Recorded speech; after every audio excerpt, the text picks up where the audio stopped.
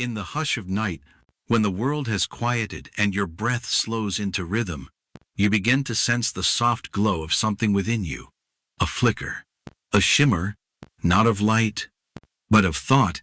Your mind, dear traveler, is not still, even in rest. It stirs gently, like a moonlit lake cradling silver reflections of the day.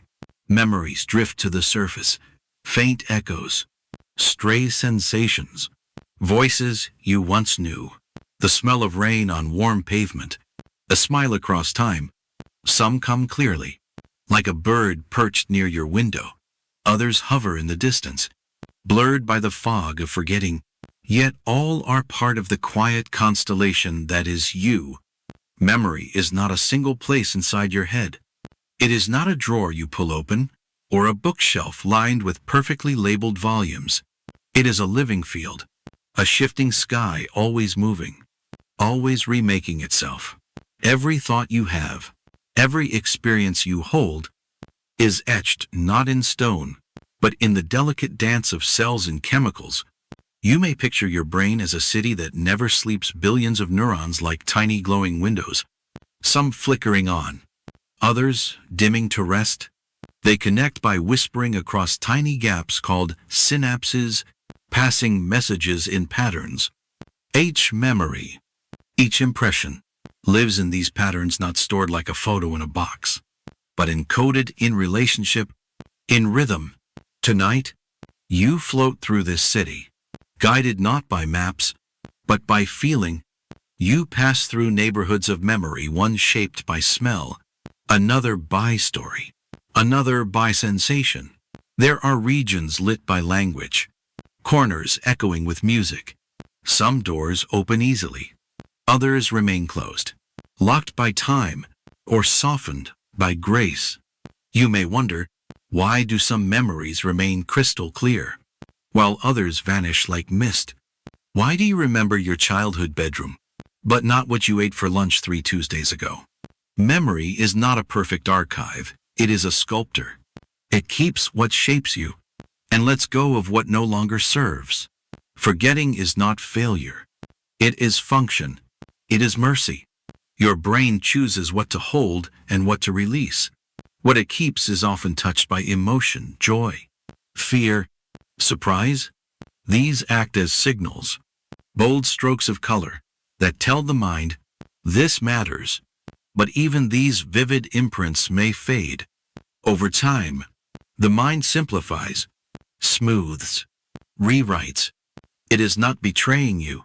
It is telling a story that changes with you. As you lie here, wrapped in quiet, you may feel the soft pull of sleep approaching, but your mind, even now, is active, sorting the day's fragments, filing sensations, trimming away the unnecessary, like a gardener pruning for spring. In these hours, memories are sifted, replayed, sometimes gently forgotten. There is beauty in this letting go. You are not meant to remember everything. Like a tree that sheds its leaves, you release what you no longer need to carry. The mind must forget to remember well, and in forgetting, there is room for new growth, new understanding, new compassion, new dreams. Think of a time when a scent transported you. Cinnamon, air, fresh cut grass. In that instant, you were there. Then, not now. This is the alchemy of memory. How the smallest thing can open a hidden door. Smell, of all the senses, is most closely tied to memory, weaving deep threads through your brain's emotional core. Or think of music, how a single note can stir 1,000 feelings, long buried. Music doesn't just remind you of the past. It reactivates the paths that held that past teaching. In some ways, to remember is to relive, though not always exactly, not perfectly. Memory is not a mirror, but a painting, redrawn each time you gaze. This chapter, your first step into the science of memory, is not about facts alone. It is about the feeling of remembering, the warmth of a name recalled, the ache of a face faded, the comfort of knowing that even when memories blur, You are still whole. You are more than what you remember. There is mystery in what your mind hides. Some memories do not vanish. They simply sleep, waiting for the right word, the right moment, to reawaken. Others may never return, lost not to damage, but to time's gentle erosion. And yet, what remains is enough. Always. It is enough. You are not broken because you forget. You are human because you remember and forget. The forgetting protects you, lightens you, lets you move forward. Imagine if you could recall every detail, every breath, every blink. It would be unbearable. The silence between notes is part of the music. So too, the spaces in memory shape the melody of your mind. As you drift closer to sleep, your mind begins its nightly ritual, not shutting down, but shifting. Brain waves slow, chemicals balance, the world outside dims, and your inner landscape comes into focus. This is the entrance to a deeper journey into how your brain weaves time, how it stitches, moment to moment, crafting meaning from the flow. You will travel into the pathways where memory is made not as passive echo, but as active creation. You will see how your mind is not a container, but a process, and you will learn that forgetting is not absence, it is presence. In a new form. Let this thought guide you now. You are not your memories alone. You are the one who remembers, and the one who releases, the witness, and the weaver. And as your breath softens, and your mind begins to wander, you might begin to feel how time itself is stitched into you, woven by the quiet work of your ever-thinking brain. In the quiet dark, beneath the hush of blankets and the slowing beat of your heart, your mind begins to move differently, not forward, not backward, but in wide, gentle arcs. You do not think in straight lines. You think in loops, in waves, in spirals. Time, for you, is not a sequence, but a weaving. Inside your head, billions of neurons begin their silent conversation. Each one is a thread, a strand of possibility. Alone, they hum quietly, but together, they braid experiences into meaning. This is how you remember, not by storing events like photos in a box, but by changing the way your brain connects within itself. Imagine alum, timeless and alive, weaving at the center of your being. Each time you learn something new, the color of a flower, the sound of a name, the weight of a moment, the threads shift. They do not merely collect data, they twist and tie and retie, forming patterns that hold emotion, sensation, and story. You do not rewind and play the past. You remake it. Every time you remember, your mind reenacts the memory, painting it fresh from the threads available. That's why memories can change. That's why they feel so alive, because they are never still. Your brain is not a filing cabinet. It is more like a garden. Experiences are seeds, and neurons are soil. With time and attention, they grow, but not all in straight rows. Some rise tall and strong, others wither. Some interlace their roots, forming complex networks that hold meaning far beyond the original moment. This weaving happens in waves, brainwaves. In fact, electrical rhythms that sweep across your mind like tides. There are fast waves for alertness, slow waves for sleep. And within these flows, your memories form and shift. When you are awake and aware, your brain buzzes with beta waves, quick, sharp rhythms that help you process and act. But in the softer hours, as you rest or drift, slower waves, alpha and theta, take over. These are the dream-weaving rhythms, the ones that allow you to drift backward in time, to float between what was and what could be. You remember not only with your brain, but with your state, the way your body feels, your emotions, the context. You're in all shape what rises to the surface. Memory is not just about accuracy. It's about relevance. What feels important? What fits now? This is why you may recall a childhood song when you are sad, or an old friend's laugh when you smell something sweet. Your brain does not store events like files. It stores them like layers rich and overlapping, connected through sensation, emotion, and association. There is no single memory center in the brain. Instead, different regions hold different aspects. The visual parts remember how things looked. The auditory areas hold echoes. The emotional centers preserve how things felt. And the hippocampus, a small seahorse-shaped structure, acts as the master weaver, binding these fragments together. But even the hippocampus does not preserve memories unchanged. It helps form them, consolidate them, and later, if needed, reshapes them. It works with the neocortex, the wrinkled outer layer of the brain, where long-term memories settle like impressions in sand. This settling takes time. That is why you may struggle to remember something right away. But recall it clearly, a week later. Your brain needs to revisit, to rethread, to reinforce. Repetition is not mere review. It is reweaving. Even now, as you lie still, your brain replays moments from the day. This process, called consolidation, is a silent rehearsal. Your neurons replay patterns softly, subtly strengthening the paths that matter, letting others dissolve. It is a kind of nocturnal sorting, a gentle sifting through the fabric of time. And so, you do not simply store memories, you sculpt them. You reshape the past in the light of the present. That is why even painful memories can soften with time, and why joyful ones can become tinged with longing. The brain is not a vault. It is a river. Each memory is woven from strands of sight, sound, feeling, smell, place, and thought.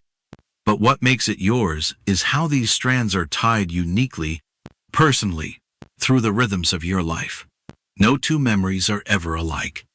No two people recall the same moment in the same way. Sometimes, you forget, not because the memory was weak, but because the threads have loosened, or perhaps they were never tied tightly to begin with. Some moments pass through us like wind, leaving only the trace of their passage. Others dig roots deep.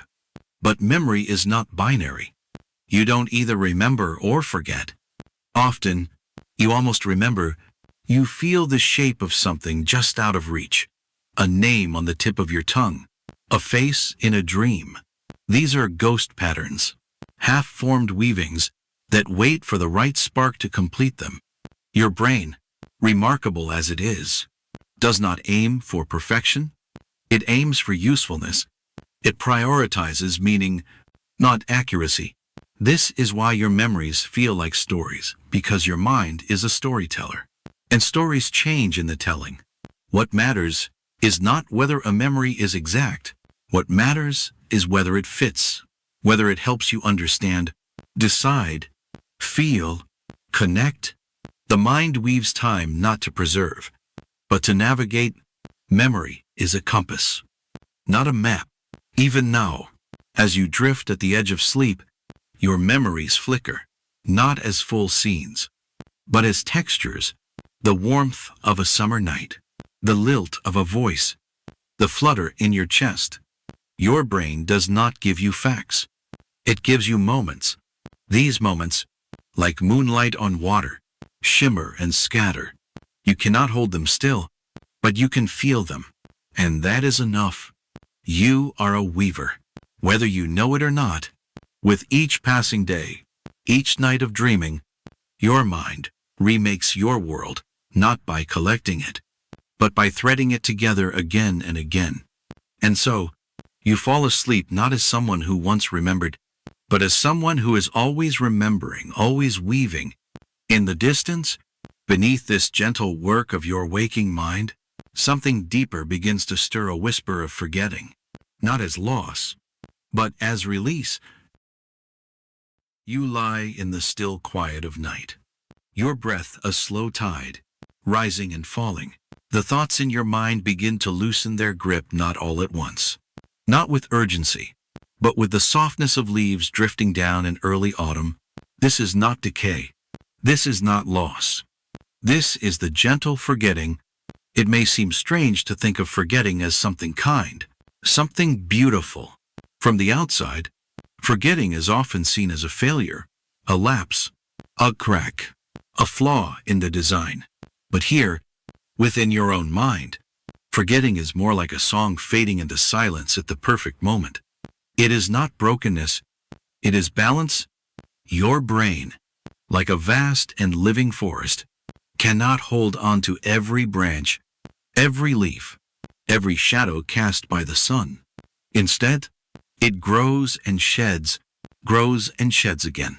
The act of forgetting, the soft pruning of memories, makes room for new growth deep within your brain. Synapses, the tiny junctions where neurons meet, constantly adjust. These are the bridges of memory, the lines across which thoughts leap. When you revisit a memory often, those bridges strengthen. When you neglect them, they weaken. Eventually, they dissolve, returning to stillness. This isn't sudden. It happens gradually, like ivy pulling away from old stone. The scientific name for this process is synaptic pruning, a quiet, elegant rebalancing that removes the clutter of unused connections. In early childhood, this pruning is dramatic. Your brain, overgrown with possibilities, begins to clear space, refining what you know, how you feel, what you notice. But pruning doesn't stop when you grow up. It continues, delicately, throughout your life. The mind is always tuning itself, shaping not just what you remember, but how you remember. The mind is not a hoarder of details. It is a curator of meaning. You may have noticed how you forget names but remember faces, how you recall the feeling of a place, but not the exact conversation you had. That's because the mind favors significance over precision. It keeps what resonates, what touches your emotions, what changes your understanding, what holds a rhythm inside you. Imagine a tree in late October. Its roots are strong, its trunk stable, but the leaves, they flutter down, not because the tree is failing, but because the season is changing. Your memories follow a similar cycle. Not all of them are meant to stay, and some memories never settle in the first place. They pass through you like breeze felt, noticed, then gone. This is called transience, and it's part of being human. Every moment cannot become a monument. If it did, your mind would overflow. There are times, too, when the brain chooses to forget more actively. When an experience is painful, overwhelming, or simply unimportant, the mind may tuck it away, blur its edges, or let it slip entirely. Sometimes, forgetting is a form of healing. It allows you to move forward without the weight of every sorrow. Even emotionally neutral things are often let go. Phone numbers you no longer dial, roads you haven't traveled in years, tasks already completed. These are cleared out, not because they weren't useful once, but because they are no longer needed. This kind of forgetting creates clarity. It makes space for new learning, new attention. Just as the sky must be cleared of clouds for stars to shine, the mind must sometimes let go for insight to appear. And forgetting is not always complete. Often, traces remain. A word you almost remember, a face you think you've seen before. These are fragments like pieces of thread in the forest floor, soft and tangled, waiting to be picked up again. Science calls this retrieval failure, but you might know it as the tip of the tongue feeling. It is a sign that the memory may still be there, hidden under layers of other thoughts. And sometimes, with the right spark, a sound, a scent, a feeling, it returns. There are other kinds of forgetting, too, like blocking when a stronger memory pushes a weaker one aside, or misattribution when you remember a fact, but place it in the wrong time or face. These are not signs of weakness. They are signs of a mind that is constantly editing, choosing, evolving. Your memory is not a mirror. It is a mosaic made not of perfect pieces, but of shimmering fragments. It is meant to change shape over time. And when a memory fades, it does not vanish completely. Often, it becomes something subtler, a sensation, a whisper, a shift in who you are. What you forget still shapes you. Just as the forest is shaped by all the leaves it has shed, there is comfort in this. You do not have to remember everything to be whole.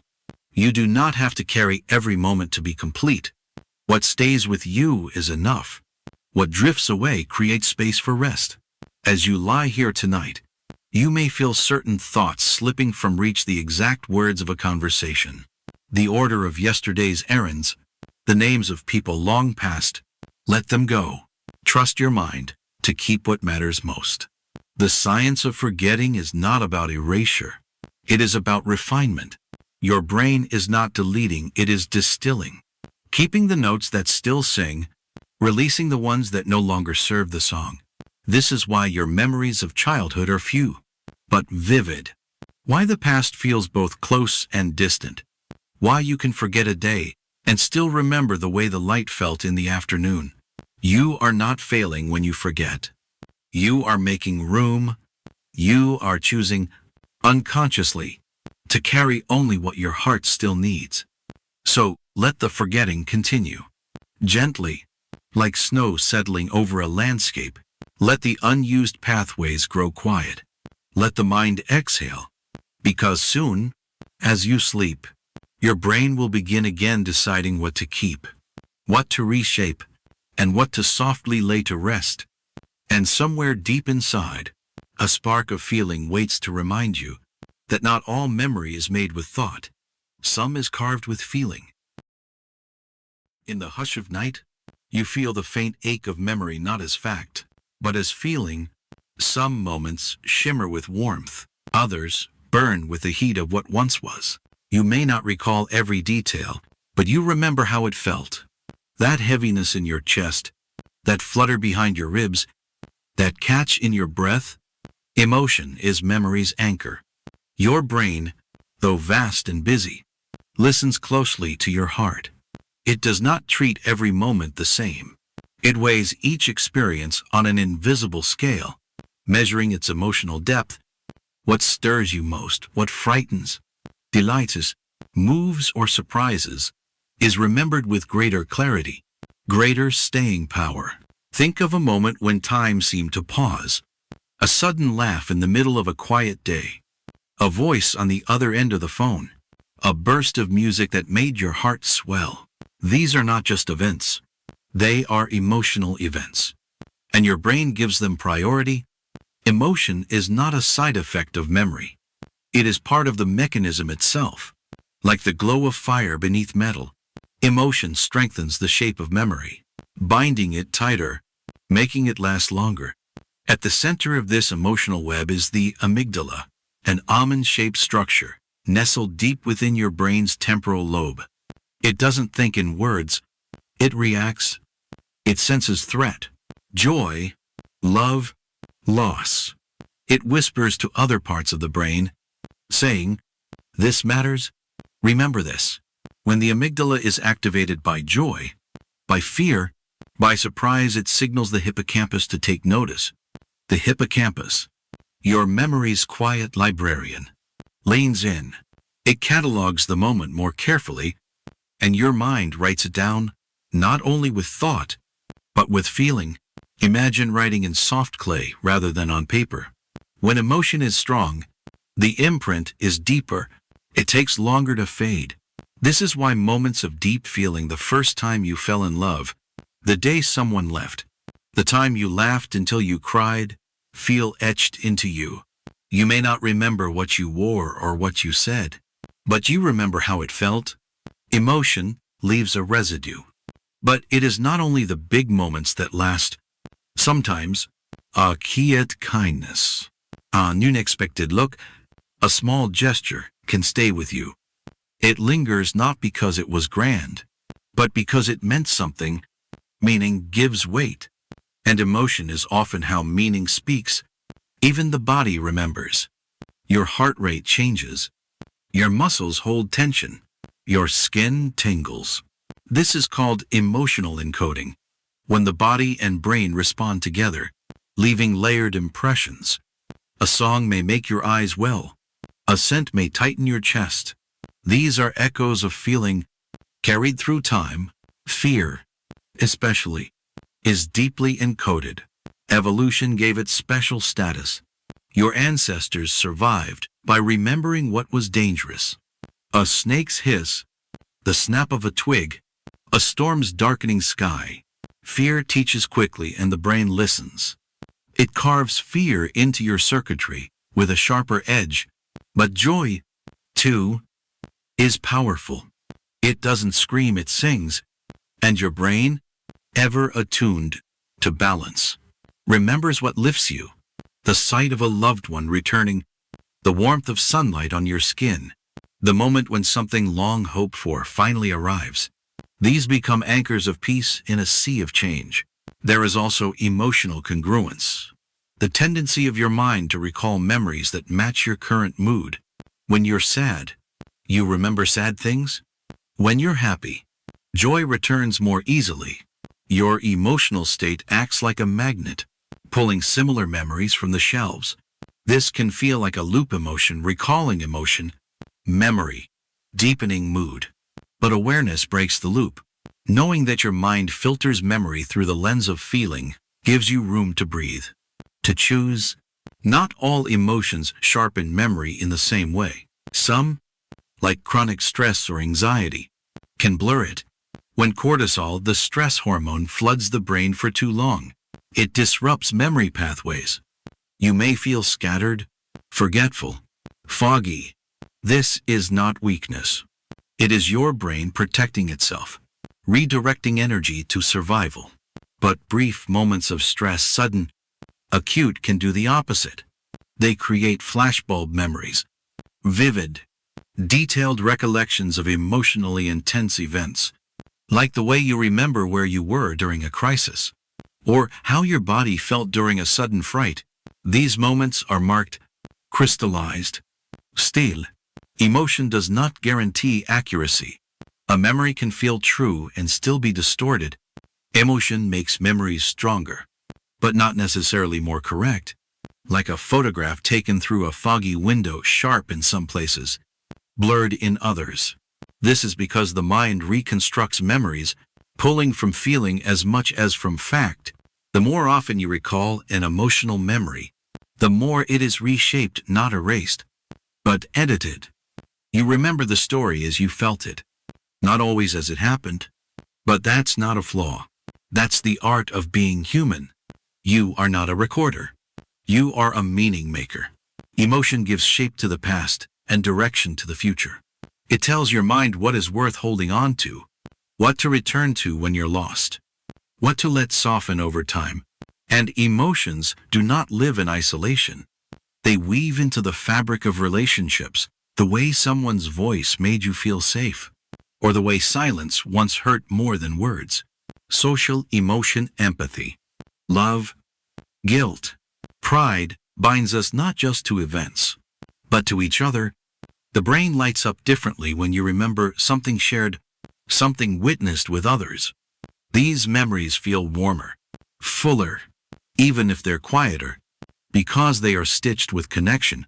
You may notice, too, that your memories change as your feelings change. A moment that once seemed painful may, in time, feel tender, or a memory once joyful may grow bittersweet. This is not your brain playing tricks. It is your heart rewriting the story. And as you lie here, close to sleep, you might feel some of those stories stirring a joy once forgotten, a sadness softened by time, a moment that changed you, not because of what happened, but because of how it felt. Let that be your compass. Let emotion guide your remembering and your letting go, because just beyond this feeling, just past this quiet heartbeat of meaning, there is a place where sleep meets memory, where dreams begin to sort the day, and your mind, preparing for rest, listens for the rhythms that lull it into slumber, where even in the stillness, Something inside you begins to tend and prune. And soon, you'll see how sleep itself becomes a keeper of memory. Night deepens. The outside world fades. Your breath softens into a steady rhythm, and a stillness gathers gently around you. Your eyes close, but within you, something begins. Sleep arrives not as a pause, but as a quiet shift, a change in the music of your mind. You are not shutting down. You are opening inward. Your conscious self dissolves, yet your brain lights up in delicate waves, like stars emerging through mist. And beneath this stillness, work begins. Memory is not made only in waking life. It is refined, cleaned, and reshaped in the deep folds of sleep. What you experience today, sights, sounds, feelings, thoughts lingers in your brain like soft impressions in wet clay. Sleep comes to press gently on those impressions, helping some take form, letting others fade. You may think of sleep as unconsciousness, but your brain is far from silent. During sleep, it pulses with hidden rhythms moving through stages, like a tide washing over the shore, and then retreating. These stages are not random. They are purposeful, and each plays a role in memory's journey. The night begins with non-REM sleep, where your brain slows, neurons fire more quietly, muscles relax, breathing deepens. In this calm, early phase, the hippocampus, that small seahorse-shaped librarian of experience, begins to whisper memories to the neocortex. This is memory consolidation, the gentle, nightly practice of deciding which moments to keep. Like a gardener laying seeds into rich soil, your brain sifts through the day's events. Some memories are moved to more permanent places. Others are released. Not everything is saved. If your mind kept every detail, it would quickly overflow. So your brain chooses. It asks, was this meaningful? Was it emotional? Was it repeated? Was it connected to something I already know? In the quiet hours, those questions are answered not in words, but in waves of electrical activity. These waves come in patterns, slow oscillations that rock the brain like a cradle. One of them, called the sleep spindle, hums through the cortex during non-REM sleep. These spindles are messengers. They protect memory from interruption, sheltering it while it takes root. Then, the tide shifts. You enter REM sleep, rapid eye movement, where the brain becomes bright with imagery and strange juxtapositions. Dreams bloom. REM sleep is not chaotic. It is creative. This is when your brain plays, reorganizes, experiments. Here, pieces of memory are cut and rearranged, not unlike a mosaic being redesigned with new colors and shapes. Ideas from different corners of your mind meet and combine in unexpected ways. This is why dreams can feel surreal. A childhood face in a modern room, a voice speaking through someone else's lips. It is not nonsense. It is synthesis. The brain is testing connections, rewriting stories, making sense of the tangled threads of emotion and thought. REM sleep is especially good for emotional memory. If something moved you deeply, whether it brought you joy, fear, or sorrow, REM sleep may help soften the intensity. While preserving the lesson, it's like gently sanding the edges of a sharp memory, keeping its shape, but easing its sting. This balance between non-REM and REM forms a nightly cycle that repeats several times as you sleep. Each round takes about 90 minutes, spiraling you through the stages again and again. With each loop, different aspects of memory are tended, and while you may not be aware of it, your brain is sorting, trimming, weaving, like a quiet librarian shelving books in the moonlight, like a gardener pulling weeds and planting what may bloom, like an artist adding shadow and light to a painting still in progress. Even memories from long ago are touched during sleep. The brain revisits what it holds, not just to preserve it, but to reframe it. That is why sleep can help with clarity. Why you sometimes wake with a new understanding, a softened heart, A different perspective. This is more than metaphor. Studies show that after sleep, people solve problems more easily. They recognize patterns they couldn't before. They feel less overwhelmed. The mind, given rest, becomes not dull, but sharper, not less active, but more refined. Even learning itself depends on sleep. Practice alone is not enough. The brain needs time offline to strengthen what was learned. It's during sleep that skills are honed, languages take root, facts become knowledge. Memory without sleep is like writing with disappearing ink. It fades too fast to hold. But memory with sleep, especially deep, unbroken sleep, becomes part of you. That's why even naps can help. A short rest in the afternoon can refresh the mind, clear space, and allow what you've gathered to settle gently. Of course, not all sleep is the same. When stress, nausea, or worry interrupt your rest, memory can suffer. The brain needs depth and rhythm, uninterrupted cycles to do its work well. This is why gentle bedtime rituals matter. Why quiet, dim light, and steady breath can prepare the brain for its silent tasks. And when sleep is restored, when it flows again like a calm stream, memory begins to bloom. But sleep does more than just protect what's already known. It also makes room for the unknown, for the new, for what has not yet been imagined. In dreams, your brain practices possibility. It simulates events. It prepares for what may come. It helps you rehearse emotionally, mentally, for situations that haven't happened yet. Like a stage set for the heart, dreams let you feel before you act. Even the act of forgetting, so vital to memory's balance, is part of sleep's role.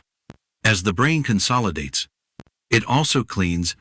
It clears away noise. It trims excess. Proteins and toxins are flushed from the brain, literally washed by cerebrospinal fluid in slow, pulsing waves. This is called the glymphatic system, and it is most active while you sleep. In waking hours, it slows, but during sleep, it rushes through your brain like a quiet tide, cleaning as it goes. This cleansing may even protect the brain from long-term decline. So while you lie still, the keeper of memory is wide awake. Your body may rest, but your mind reshapes itself quietly, skillfully, night after night. And when you rise, you are not the same. You are renewed, rewritten, reconnected to yourself. So let yourself drift now, deeper into sleep's slow rhythm. The keeper is at work, preserving some moments, letting others go, gathering the light of experience and turning it gently into meaning. And as this silent sorting continues, a question begins to stir, just beneath the surface. Where, in all this nightly weaving, does memory begin its journey? Could the answer lie in something small, something deep, like a curved lighthouse within your brain, lighting the way through time?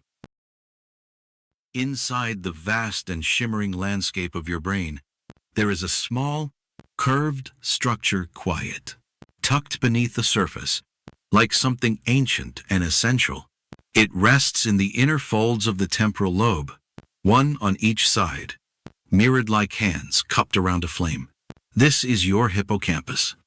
Its name comes from the Greek word for seahorse, and if you could see it, you'd understand why.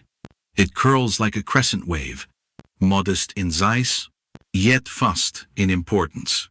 It does not shout. It does not shine like the outer ridges of your brain, but it remembers. And because it remembers, you remember. The hippocampus is the guide between experience and memory. When something happens, when you meet someone new, learn something surprising, or feel the coolness of a breeze on your skin, your hippocampus quietly lights a path. It helps your brain decide, will we keep this? Will this moment matter? It does not hold the memory forever. It is not a vault. Instead, it is more like a lighthouse, catching each event as it passes and pointing it toward a safe harbor. Over time, those memories are passed to the cortex, where they settle more permanently, but without the hippocampus, the moment might never reach the shore. Each time you walk through a doorway, trace a route, recall what you had for breakfast. Your hippocampus is at work. It is deeply tied to space and time, mapping your experiences across coordinates that give your life shape. It places memories when and where they happened, so you can find your way back. You may not be aware of it, but you rely on this hidden structure constantly. It helps you remember conversations, keeps track of familiar places, and allows you to revisit yesterday, last year, or a distant afternoon from childhood. It is the thread that ties moments into narrative. When the hippocampus is damaged by injury, illness, or age, the thread begins to fray. Memories may fail to form. Events might vanish just after they occur. You may find yourself adrift in the present without a clear path backward. This is called anterograde amnesia, the inability to form new long-term memories. In these cases, the past remains intact, but the present becomes slippery. You might remember who you are, but not what you just heard. You might recall a childhood friend's face, but forget the conversation you had 10 minutes ago. The lighthouse flickers, and the shore becomes hard to see. Yet even as the hippocampus fades, emotion and habit may still carry meaning, because while it is essential for forming new episodic memories, the memories of time, place, and personal experience, other forms of memory, like muscle memory or emotional memory, are handled differently. You may not remember when you learned to ride a bike, but your body remembers how. That's because procedural memory, the kind that governs skills and habits, lives elsewhere, in parts of the brain like the basal ganglia and cerebellum. These areas keep turning, even when the hippocampus slows. Still, the hippocampus holds a central role in the symphony of remembering. It is particularly active during sleep, when it replays the day's events, helping your brain decide what to preserve and what to let go. As you sleep, it sings softly to the cortex, whispering memories into deeper layers. Its rhythms align with the slow waves of non-REM sleep, those quiet pulses that cradle memory consolidation. Like a scribe copying stories by candlelight, the hippocampus makes sure today's moments are passed on before they fade. But it is more than a memory maker. It is also a map maker. Studies have shown that specific neurons in the hippocampus, called place cells, activate when you're in a particular location. They form an internal map, allowing you to navigate your world. When you recognize a familiar street, remember where your keys are, or mentally retrace your steps, you're using this inner compass. Even imagining a new route activates these cells. Your hippocampus doesn't just remember the past, it helps you move through the present. And it's not alone. It works closely with the entorhinal cortex, a nearby region that uses grid cells to create a sense of direction. Together, they create an invisible map, not made of paper and ink, but of pulses and patterns. This spatial memory is deeply tied to your sense of self, where you are, where you've been, how you arrived. These are more than facts. They are anchors in your identity. They give you a sense of continuity, of belonging in time and place. And just as it maps your location, the hippocampus also weaves your narrative. It links events across time, helping you tell the story of your life. Without it, your memories would be fragments, isolated flashes, with no thread to tie them. That thread is fragile. It can be affected by stress, by aging, by trauma. High levels of cortisol, the stress hormone, can shrink the hippocampus over time. That's why chronic stress affects memory. It wears down the very structure that helps you remember. But there is hope. 2. The hippocampus is one of the few regions in the brain where neurogenesis, the birth of new neurons, can occur throughout life.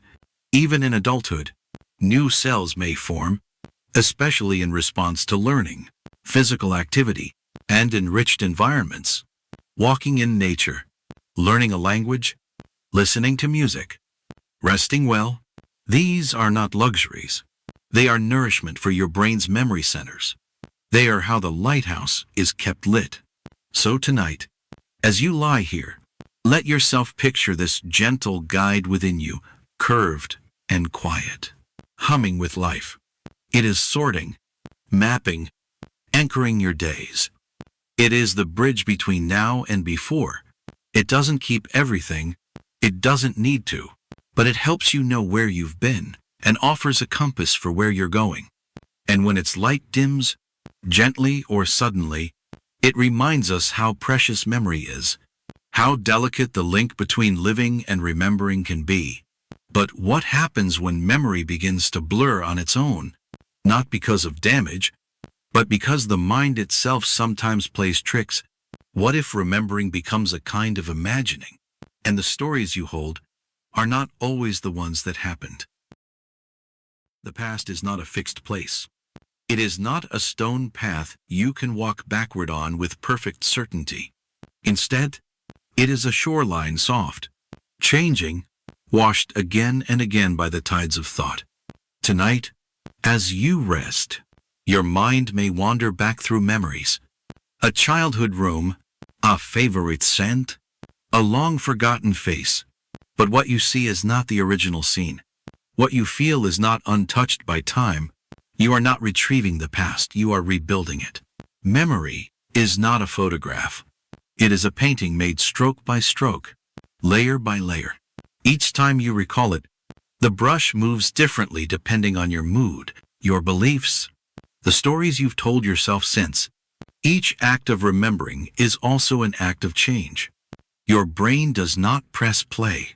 It reactivates fragments, emotions, images, and then fills in the blanks. This is called reconstruction. It is natural. It is human.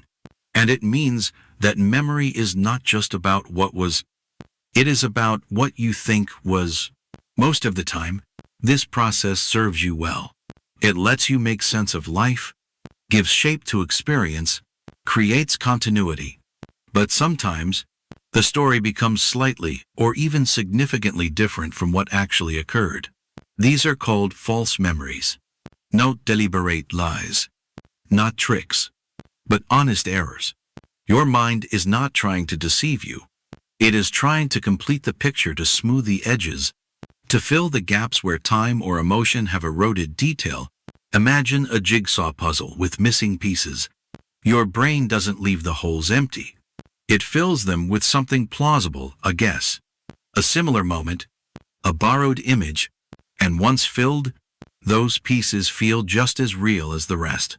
You might recall a conversation that never happened, a person who wasn't actually there, a détail l'adresse, a song, a scent that wasn't part of the original moment. This isn't failure. It's flexibility. Your brain is built to adapt, to integrate new information, to connect dots that were never truly linked. One reason this happens is because memory is associative. It links experiences not just by time, but by feeling, by theme, by meaning. If two events share a similar emotional tone, say, a birthday and a celebration at work, their memories may blur. You might remember cake from one and place it in the other. Another reason is suggestibility. When someone offers a detail, wasn't your sister there that day? Your brain might adopt it, especially if it seems to fit. Over time, that suggestion becomes woven in, indistinguishable from what was truly there.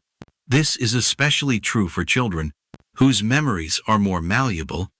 But even as an adult, your memories can shift quietly under the influence of others' words, your own beliefs, or even the way a question is asked. The misinformation effect is the name scientists give to this phenomenon. A simple phrasing change, "Did you see the broken glass?" versus "Did you see any broken glass?" can dramatically alter what people remember after an event. Your mind is not a courtroom transcript. It is a storyteller. And like all good stories, memories are edited with each retelling. Emotions, too, shape what you recall. When you feel joyful, you tend to remember events more positively. When you feel regret or sadness, the past may feel heavier, darker, more flawed even if it wasn't.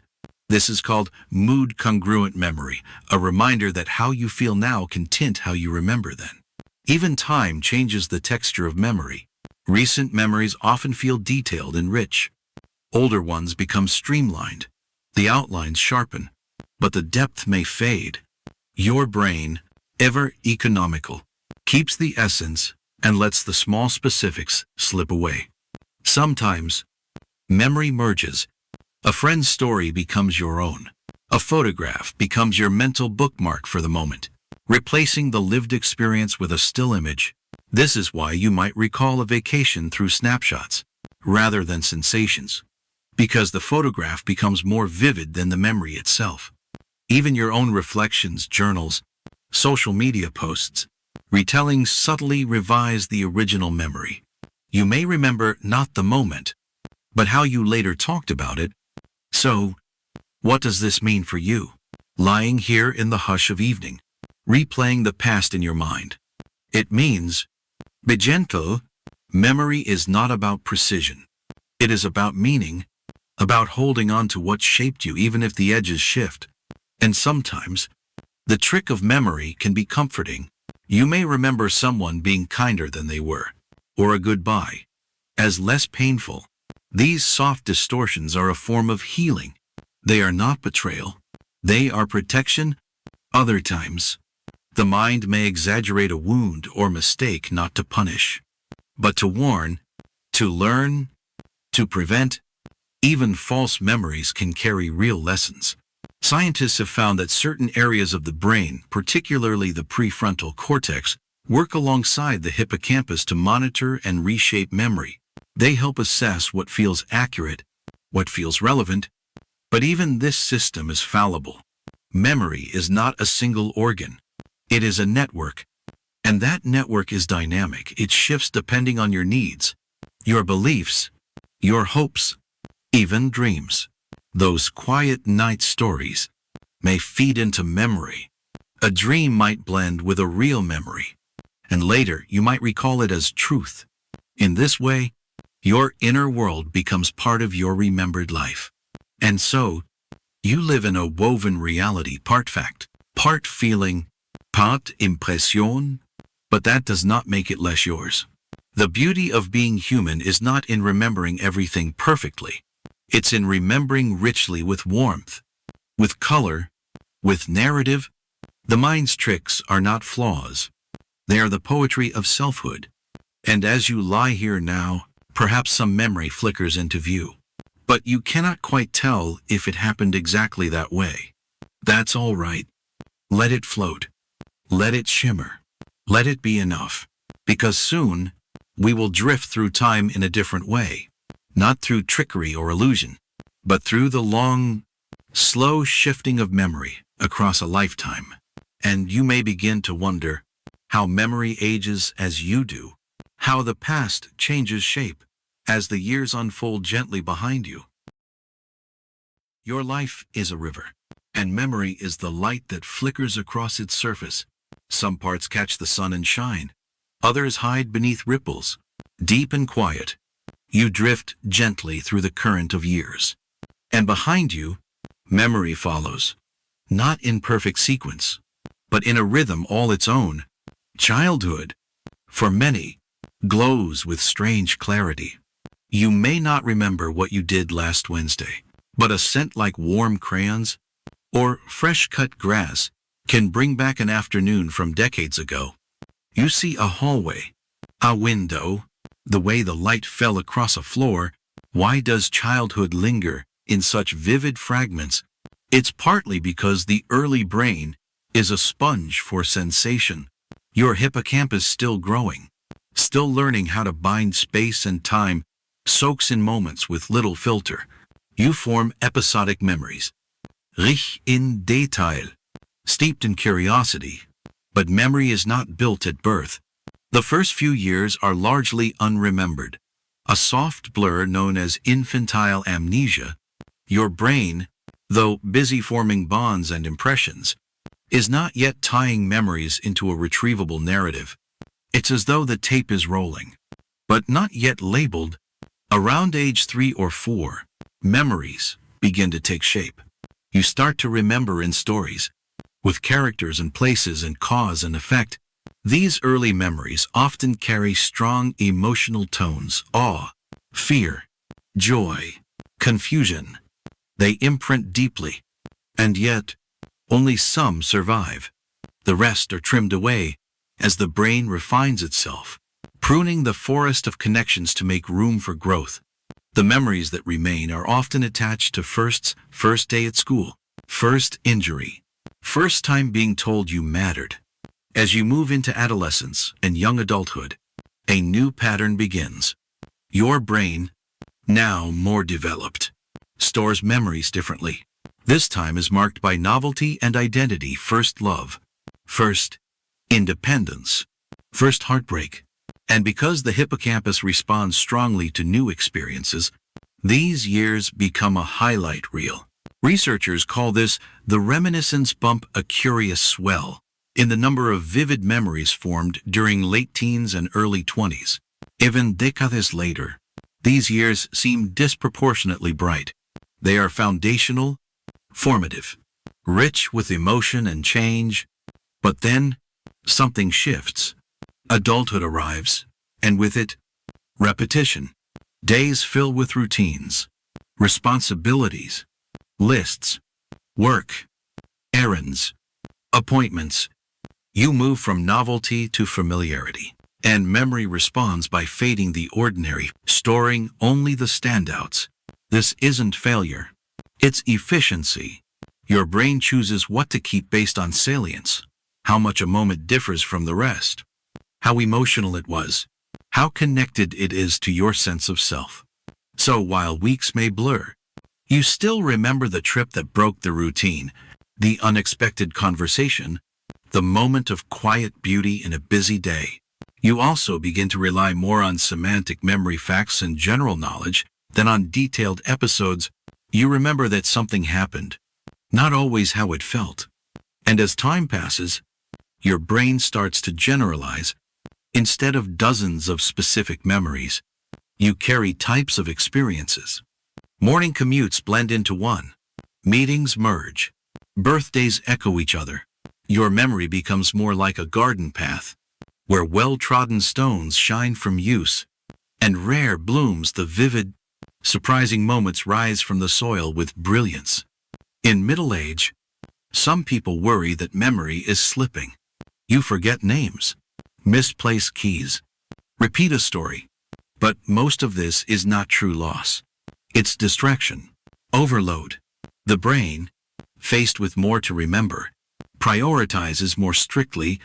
You begin to value meaning over detail. Wisdom grows not from remembering everything, but from seeing patterns, from understanding the deeper shape of your life. And then, as you age further, memory takes yet another form. Some memories fade, yes, but others grow warmer. There is a softening, a nostalgia that creeps in like evening light. You revisit the past more often, not to live in it, but to hold it, to shape it, to make peace. Older adults often recall positive memories more easily than negative ones. This is called the positivity effect, and it reflects a shift in perspective. The brain begins to prioritize emotional well-being, choosing what brings comfort over what brings detail. Even as recall slows, emotional depth increases. A memory from long ago may not be precise, but it feels profound. It glows with color, with weight, with truth, even if the facts have softened at the edges. This isn't delusion, it's evolution, a kindness built into aging. The aging hippocampus may lose some sharpness, but the sense of memory remains. You may forget the date, but remember the love. You may forget the words, but remember the tone.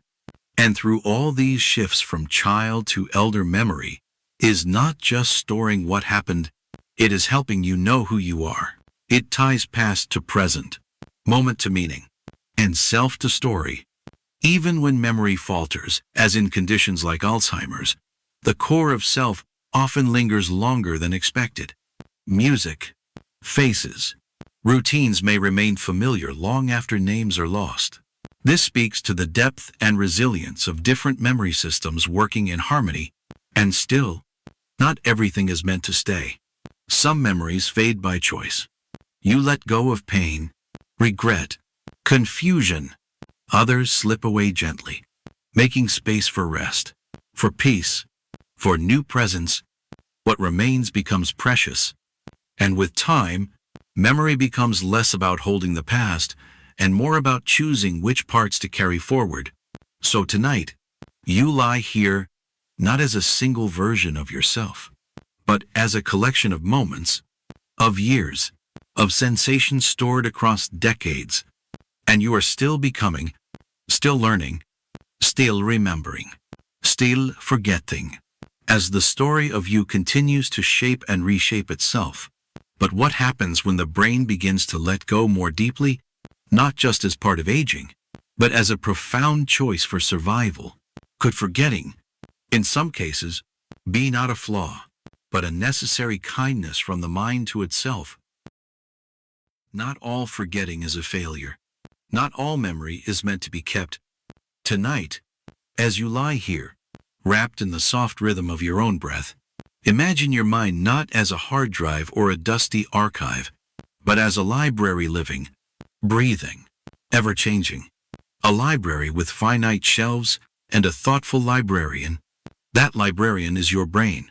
And sometimes, the kindest thing it can do is to let something go. You may think of forgetting as loss, a gap, a mistake, a thing misplaced.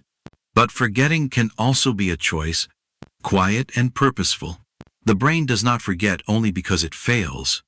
It forgets because it must carefully manage space, attention, and emotional balance.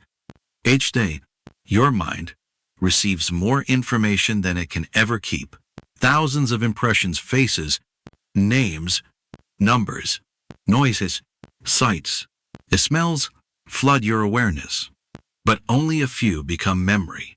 The rest is gently swept away. This act of selective remembering is a survival strategy.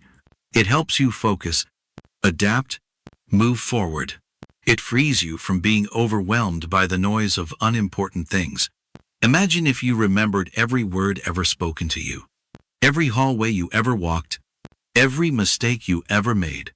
It would be paralyzing. You would drown in detail. So your brain, in its quiet wisdom, chooses, it filters, it prioritizes. This kind of forgetting is adaptive. It is guided by function. You forget what you no longer need, like a library discarding outdated maps to make space for newer, more relevant ones. This is called motivated forgetting, when your brain actively chooses not to retrieve, or even blocks, certain memories. This can happen through suppression, where the mind avoids rehearsing a memory, or it can happen through replacement, where new memories take the place of older ones. You do this more than you realize. When you choose not to dwell on something painful, when you stop replaying an argument, when you stop remembering the exact look on someone's face, these are small acts of letting go, not always easy, but deeply human. And then there is a deeper forgetting, a protective forgetting. Trauma can imprint sharply on the brain. Too sharply, the amygdala floods the system with emotion. The hippocampus may freeze, unable to tie the experience into time and place. The result is often a memory that's jagged, fragmented, or even missing entirely. This is not weakness. This is the brain protecting itself. A temporary shutdown, a way to survive overwhelming pain. Later, the memory may return, triggered by a sound, a scent, a feeling, or it may remain hidden, sealed away in the folds of the mind. And both paths are valid.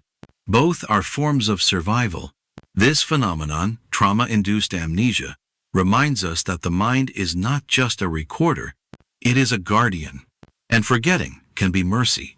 Some memories, if held too tightly, would cause harm. The brain, attuned to balance, sometimes loosens those threads on purpose.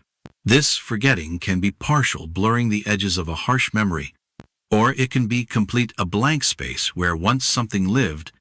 Either way, the mind is practicing care. Just as the body forms a scar to protect a wound, the brain may shield you from remembering until you are ready. Letting go is not always a conscious act. Often, it's a process, a soft erosion, a gradual releasing, like waves carrying a heavy stone farther out to sea, until it is no longer felt beneath the surface. And then there is forgetting, tied to transformation, when you grow beyond an old identity, an old belief, an old version of yourself.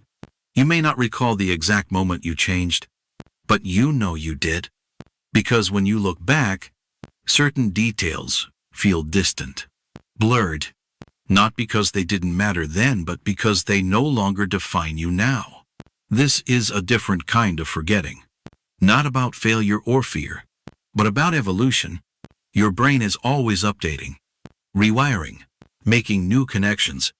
And sometimes, for the new to take root, the old must be pruned. Neuroscientists call this synaptic remodeling, the process by which unused or less used neural connections are trimmed away. It is the brain making room, honoring change. Letting go is a creative act. And there is one more kind of forgetting, perhaps the gentlest of all, the forgetting that comes with forgiveness. Sometimes, the memories that hurt most are not what happened to you, but what you did. Mistakes, regrets, harsh words, things left unsaid. And though your memory holds them, it also learns to soften them, to stop replaying them, to leave space for grace. This forgetting does not erase responsibility, but it makes peace possible. It allows you to remember who you were without being bound by it. It allows you to love yourself, not because you've forgotten, but because you've chosen to carry it more lightly. Tonight, as your breath deepens and your body settles, you might think of something you've forgotten, or something you're slowly letting go. Let it drift. Let it soften. Let it slip from sharpness into something round, quiet, and kind, because sometimes what you release is just as important as what you hold. And just beyond this stillness, in the quiet space left behind by all you've gently released, a question rise like mist. What is left when memory fades? And who are you? In the stillness of now, carrying only what remains. You lie still now, wrapped in quiet, your breath soft, like the hush of dusk. The world around you fades, and your body sinks gently into rest. But within you, something remains wide and luminous, the living constellation of all you've ever known. Not all of it is visible. Some stars have dimmed, some moments drift just out of reach. But even what you cannot name, even what's been lost to forgetting, still lives inside you. Because memory is not only what you can recall, it is what has shaped your steps, softened your voice, deepened your gaze. It is the texture of your way of being. Even now, as you listen in stillness, you carry the warmth of laughter from years ago, the rhythm of a lullaby you can't quite hum, the feeling of a hand once held. You may not remember the exact day, or even the face, but the feeling remains, like a current under the surface. This is implicit memory, memory that lives in your muscles, your patterns, your instincts. It does not need to rise to the surface to be real. It is part of your body's quiet knowing. You tie your shoes without thinking. You reach for a light switch in the dark. You smile when someone says your name with kindness. All of these are memory, woven into your nervous system, no longer needing attention to live. There is a kind of wisdom in this, a quiet layering that happens slowly over time. You grow into yourself by collecting thousands of experiences, many forgotten in name, but lasting in effect.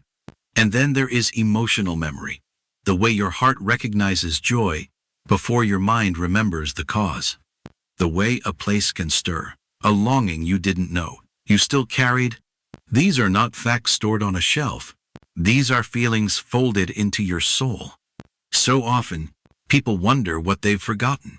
But what matters most is not what you've lost, it's what has stayed. What has become you. You are more than your memories.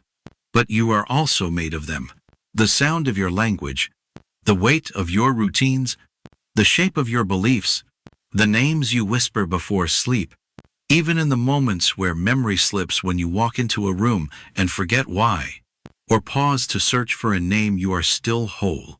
Your worth is not measured by how much you recall, but by how deeply you feel, how widely you love, how softly you live.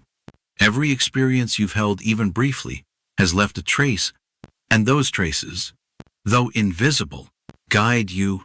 The way you comfort someone who's afraid, the way you pause at a sunset, the way your hands remember the steps of an old recipe. These are echoes of your life. Science tells us that memory is a process, not a place. It is not kept in one drawer or locked in a single room. It is scattered throughout your brain, called forth by need, by emotion, by repetition, and it's recreated each time. What you remember now is not exactly what once happened, but that doesn't make it less real. Your memory is yours, shaped by feeling, curated by time, infused with meaning. You are your own storyteller. Each time you remember something, the way someone looked at you, a moment of triumph, a quiet failure, you are also remembering who you were when it happened, and who you are now, remembering it. That's why the same memory can feel different over time, not because the past has changed, but because you have. Tonight, as your body settles and your breath deepens, you might feel a wave of memory wash over you. It may be small, a face, a sound, a phrase. Let it rise, let it flicker, and then let it rest. You don't have to hold everything. You don't have to remember it all to be complete, because memory, like love, does not live only in the mind. It lives in presence, in who you've become. You are the keeper of forgotten dreams, the result of laughter you no longer recall, the bearer of old stories that shaped you even after their words faded. In this quiet moment, you are surrounded not just by silence, but by a soft circle of all you've known. Moments that no longer have names, but still glow gently inside you. They are not gone. They are simply resting. So let your mind rest now too. Let it float, unburdened, through the soft space between remembering and releasing. Because even as you sleep, your memories breathe with you, changing, deepening, becoming part of your inner sky. And somewhere in that sky, new memories will one day arrive, quietly, gently, waiting to be woven in. And just as memory has shaped your past, perhaps it's time to wonder, how will your mind make room for what tomorrow will bring?